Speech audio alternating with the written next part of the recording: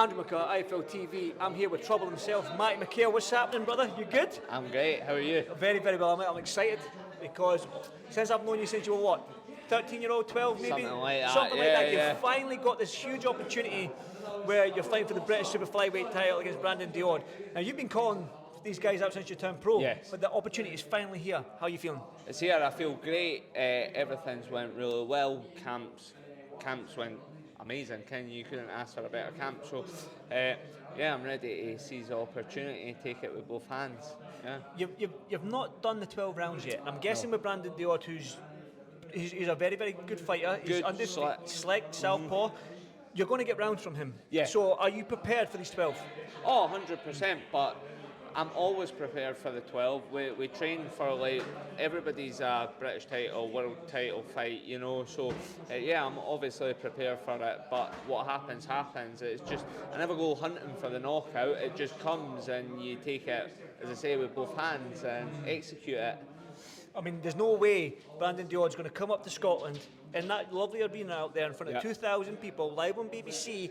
There's no way he's going to come up here and beat you right in Scotland in your home territory. Absolutely not, you know. And as I say, I've been calling out for this fight for a long time, for anybody for a big fight, and to have it in my home country on top of the bill for the British title fight, I'm not letting anybody beat me for that. Yeah, so he's gonna have to bring a shotgun with him.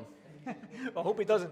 It's only 8 fight, and like I think Craig Stevenson touched on it as well. That I think was it Cash done it in 8 fights, Lee McGregor done it in 9 fights, so it can be done. Even though you've not had the fights, you can still get that British title on your waist. And I believe I'm going to do it. But it's just, as I said, we put all the hard work in, and it's time for it to pay off. You know what I mean? Everything's done great, so. I've left no stone unturned in this camp, so in any camp, so it's all going to pay off come February 8th. The good thing or the bad thing, it can be a blessing or not a blessing. It depends how you look at it. The flyweight, super flyweight, maybe into the bantamweight divisions. Yeah. It's talented divisions, but it's not stacked with talent. It's not a deep pool of talent. That could be a blessing in disguise, because it means like, even though you, you win the British title in your 8th fight, you might not be able to defend it 3 times because the names aren't there. Mm-hmm. So you might have to get pushed quicker, which means the bigger fight's quicker. So are you ready for that?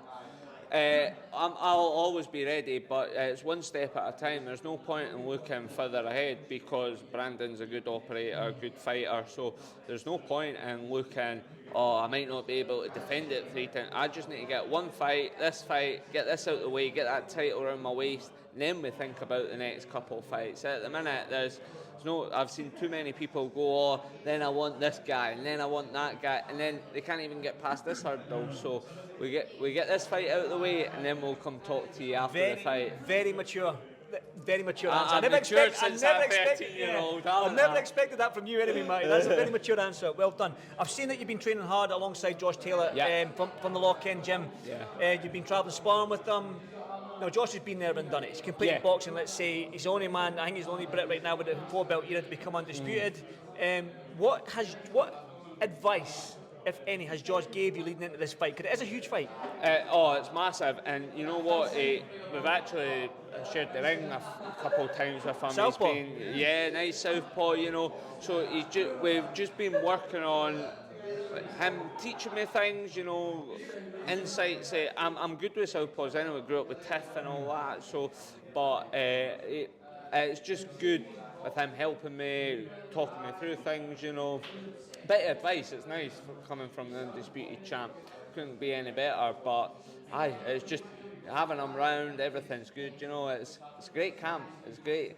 You know, I'm really enjoying my boxing right now, and it's going to pay off. Is it that famous sort of saying, a happy fighter's a what? A dangerous fighter. Is that what, can we expect a dangerous fighter? It is, it's going to be I'm going to be dangerous on the night, and I expect him to be a bit dangerous because I expect him to be I'm expecting the best Daord there is, and I'm expecting a really good hard fight, but I just believe it's one step too far. Craig also mentioned about the Edinburgh lineage of great boxers and world champions that have come from Edinburgh. Lee McGregor's still there, he could definitely still become a world champion. But when you look at the names that Ken Buchanan's, Josh Taylor's, Alex Arthur's, when you look, and Willie Sutherland, Murray Sutherland, when you mention all those names, you're almost thinking to yourself, wow, my name can be etched in history if I get there. Has that played in? Have you been thinking about that? Is that something you think about when you go to bed at night? No, it doesn't. You know what? I just go out there and do my thing. Like, this is one step in the right direction for me, and I believe I'll be up there, but it will all come in the right time, and this is the next fight to put me into that stardom, or for the next step into concrete my name there. So yeah, it's just one step closer to that bigger picture there. One thing I know about Terry McCormack is that when he trains you for 15 rounds. Yeah. You're a 15-round fighter, not a 12-round fight. No. He'll make sure those 12 rounds becomes easy for you. How's the training been like this camp? Has this been sort of like that old cliche, the best camp of my career so far? It has, but I say this about every camp too, but this camp's been absolutely great. I believe we've left no stone unturned. Terry's trained me great, and I believe when I've been huffing and puffing, you kick up the arse and get on with it, so no, training's been absolutely amazing, and I'm training, everything's went right, running the dieting's great, the weight making's been fine, but I'm enjoying it, and that's the best part about it. When you get fighters, I hate training, I'm actually really enjoying my training. Crazy. That's the craziness in you. And I'm looking forward to the next session. I rest up well, and I'm looking forward. We're training for. So everything's went great. Sparring's been really hard, been really good sparring. We've been getting in some great rounds with Nathaniel Collins. He's a top boy, you know what I mean? Great southpaw. So British champion in his own right. British champion featherweight. So he's phenomenal, and we were sparring Issa yesterday. So again, HGB was top southpaw. So I've left no stone unturned, and I believe that it's best Matty McHale. Best Matty McHale, and I believe it's going to show on the night in front of all them people. Yeah. I'm looking forward to it. One final one from me then before I let you crack on. Like I said to you, February 8th, BBC, 2,000 people in that arena, which is no mean feat. It's a great arena to fight in. Yeah. What's going to happen February 8th? Fireworks. That's simple. Fireworks, that's it. Fireworks. I'm looking forward to it, Matty. Listen, enjoy the rest of the camp. Thank you. I'll see you in the next one, champ, right? Boom!